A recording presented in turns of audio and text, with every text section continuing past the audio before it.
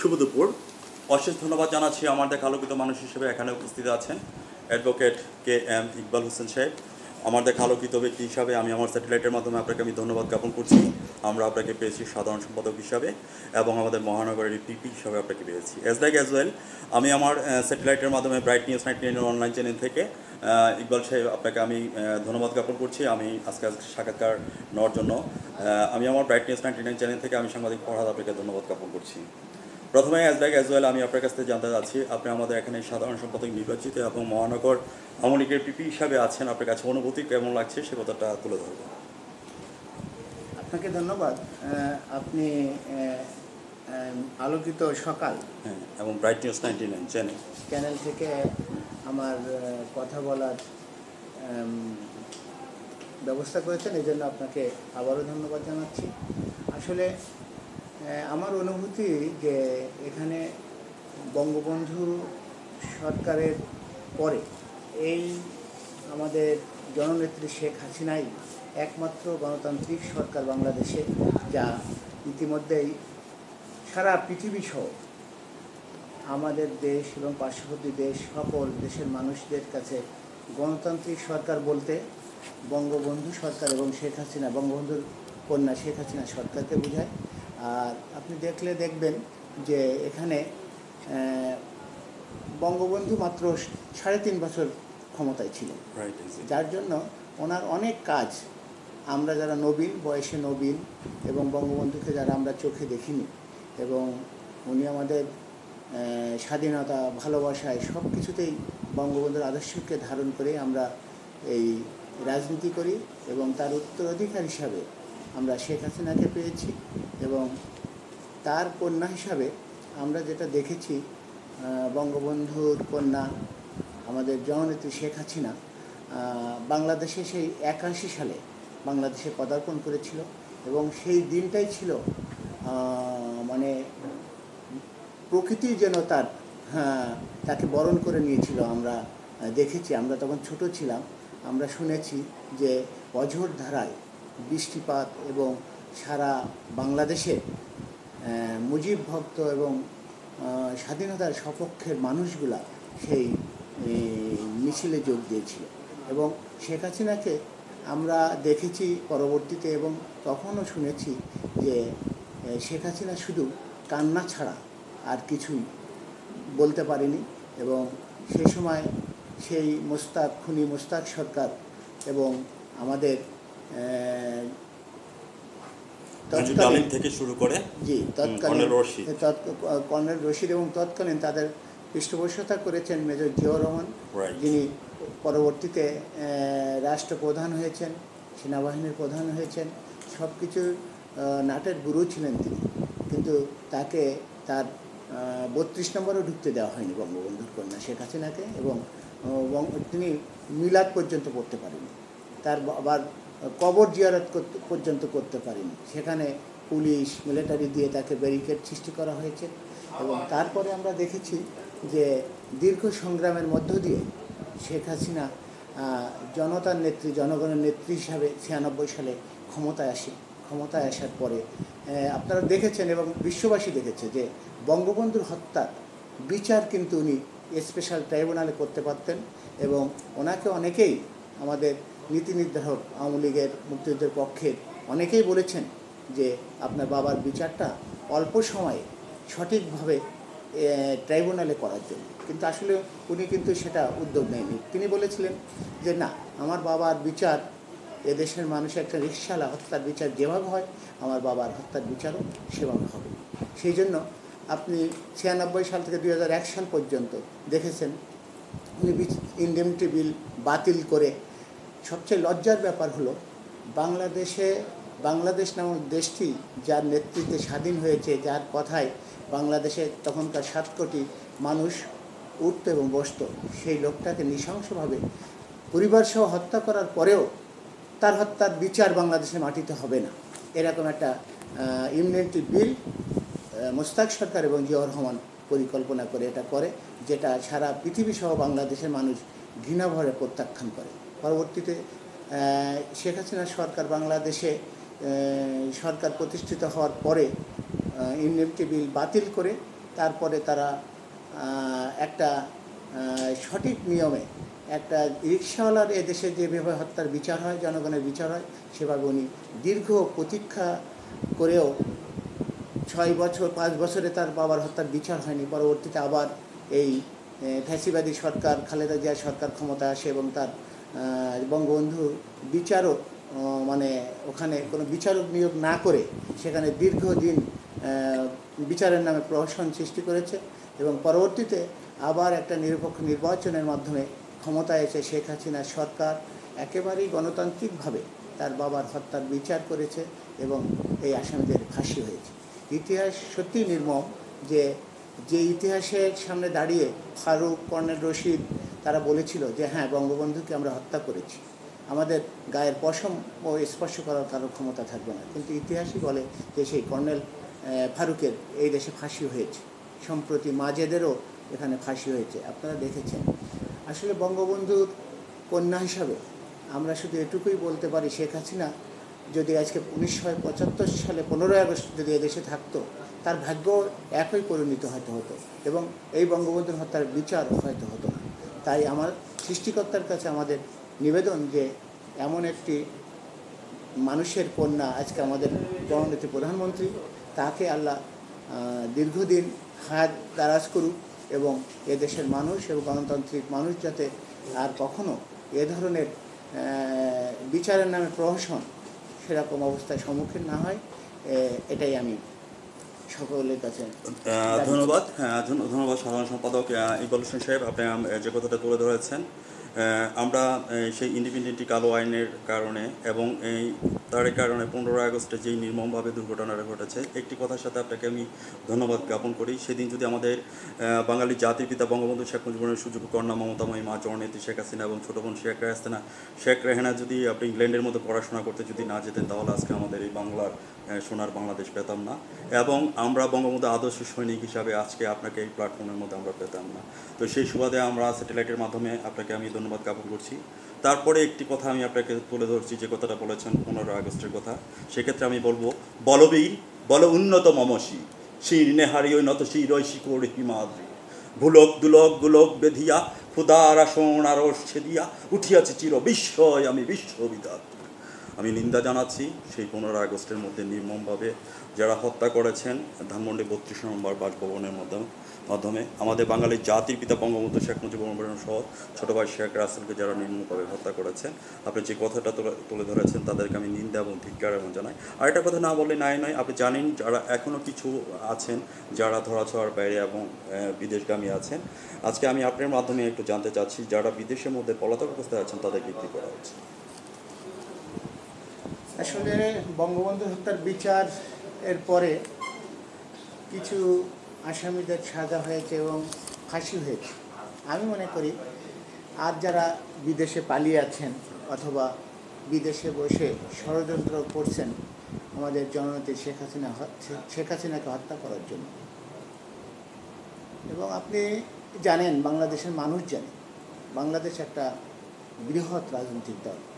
শেখ হাসিনা ক্ষমতায় আসার পরে আমাদের জননেত্রী শেখ হাসিনা যদি চাইতেন, তাদেরকে বিচার বহির্ভূতভাবে অনেক ক্ষতি সাধন করতে পারতেন, কিন্তু তিনি সেই দিকে যান নাই। আমরা দেখেছি, আমরা তখন ছাত্র ছিলাম, খুলনা শহরে কর্নেল ফারুক রশিদ এসে আমাদের এখানে মিটিং করেছে, কুড়াল নিয়ে তারা এখানে মিটিং করেছে। তখন বাংলাদেশের আওয়ামী লীগে বাংলাদেশের সর্ববৃহৎ রাজনৈতিক দল, তারা প্রতিহত করতে পারে, অথবা বাংলাদেশের আনাচে কানাচে যেখানেই খুনিদের পাওয়া যেত সেখানে তাদেরকে নির্মমভাবে হত্যা করতে পারত। কিন্তু শেখ হাসিনার নির্দেশিত পথে আওয়ামী লীগ চলে এবং বঙ্গবন্ধুর সৈনিক হিসাবে আমাদের ছাত্র সংগঠন, আওয়ামী লীগ এবং অঙ্গ সংগঠন এবং মুক্তিযুদ্ধের পক্ষের কোনো মানুষও আজ পর্যন্ত প্রতিহিংসায় পরায়ণ হয়ে তাদেরকে কোনো আঘাত করেনি তারা। এবং আপনারা দেখবেন বঙ্গবন্ধুর কন্যা শেখ হাসিনার উপরে 23 বার হত্যার আশঙ্কা হয়েছে এবং সরাসরি হত্যাযজ্ঞ চালানোর চেষ্টা করা হয়েছে। কিন্তু বেগম খালেদা জিয়া, যিনি এই খুনিদের দীর্ঘদিন রক্ষা করেছেন এবং বাংলাদেশের সংসদেও তাদেরকে প্রতিনিধিত্ব করার সুযোগ দিয়েছেন, কর্নেল রশিদ, কর্নেল ফারুক, তাদেরকে তারা রক্ষা করেছেন। কিন্তু বেগম খালেদা জিয়ার উপরে কোনোদিন কোনো বোমা, গ্রেনেড হামলা বা কোনো কিছুই এই মুক্তিযুদ্ধের সপক্ষে শক্তি আওয়ামী লীগ করে নাই। যার কারণে আমরা মনে করি এই যারা খুনি তাদের প্রতি আমরা প্রতিহিংসাপরায়ণ না হয়ে বিচারের মাধ্যমেই তাদেরকে বিদেশ থেকে এনে এই বাংলার মাটিতে অবশ্যই বঙ্গবন্ধুর হত্যার বিচার হবে এবং এটা আমরা আপনারা সবাই বাংলাদেশের সকল মানুষ প্রত্যক্ষ করবে, এটা আমি আশা করি। ধন্যবাদ আমাদের মহানগর পিপি অর্থাৎ এবং আমার দেখা আলোকিত ব্যক্তি হিসেবে সাধারণ সম্পাদক হিসাবে advocate K M Iqbal Hossain সাহেব, আপনি যে কথাটা তুলে ধরেছেন আমরা আপনার সাথে একমত পোষণ করি এবং আমরা দৃষ্টি আকর্ষণ করি আমাদের মমতাময়ী মা জননেত্রী শেখ হাসিনা এবং তার সাথে আমাদের আইনমন্ত্রী আনিস ইসলাম সাহেবের দৃষ্টি আকর্ষণ করি, তাদেরকে ইন্টারপোলের মাধ্যমে হলো বিদেশ থেকে এনে বাংলার মাটিতে পূর্বে মেনে বিচার করা হয়। পরবর্তীতে আমি জানতে চাচ্ছি, আপনি জানেন যে এটা হচ্ছে যে আমাদের বাঙালি জাতি বঙ্গবন্ধু শেখ মুজিবুর রহমানের 100তম জন্মবার্ষিকী। এই জন্মবার্ষিকীর সামনে রেখে আজ থেকে 20 বছর আগে যখন আমরা খুলনা আইনজীবী পরিষদে আসছি বা জজ কোর্টে যখন আসছি তখন একটা পরিবেশ ছিল। আজকে যে আমরা যে একটা পরিবেশ দেখতে পাচ্ছি, আজকে যে আমরা গণমাধ্যমের মধ্যে যে কথা বলতে পাচ্ছি, যে ডিজিটালের যে ছোঁয়ার একটা কথা আমাদের বলেছিল যে আমাদের বাঙালি জাতির পিতা বঙ্গবন্ধু শেখ মুজিবুর রহমানের সুযোগ্য কন্যা মমতাময়ী মা জননেত্রী শেখ হাসিনা এবং তার সুযোগ্য পুত্র আইসিটির উপদেষ্টা সজীব ওয়াজেদ জয়। 2021 থেকে 41 সালের মধ্যে আমাদের দেশটা ডিজিটাল বাংলাদেশে পরিপূর্ণ হবে।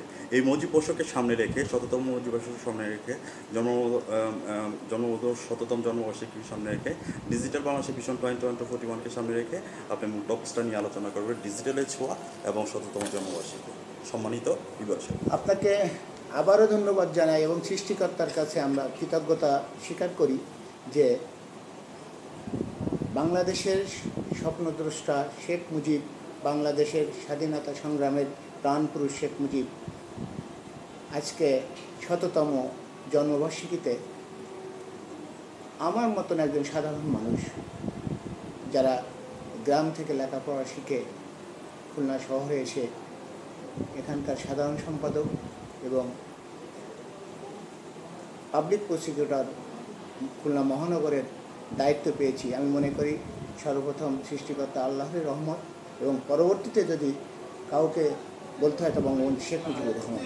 শেখ মুজিবুর রহমান সাহেব যদি এই দেশ স্বাধীন না করতো তাহলে আমরা কখনো এই দেশে আইনজীবী হিসাবে, পাবলিক প্রসিকিউটর হিসাবে, সাধারণ সম্পাদক হিসাবে এরকম দায়িত্ব পেতাম।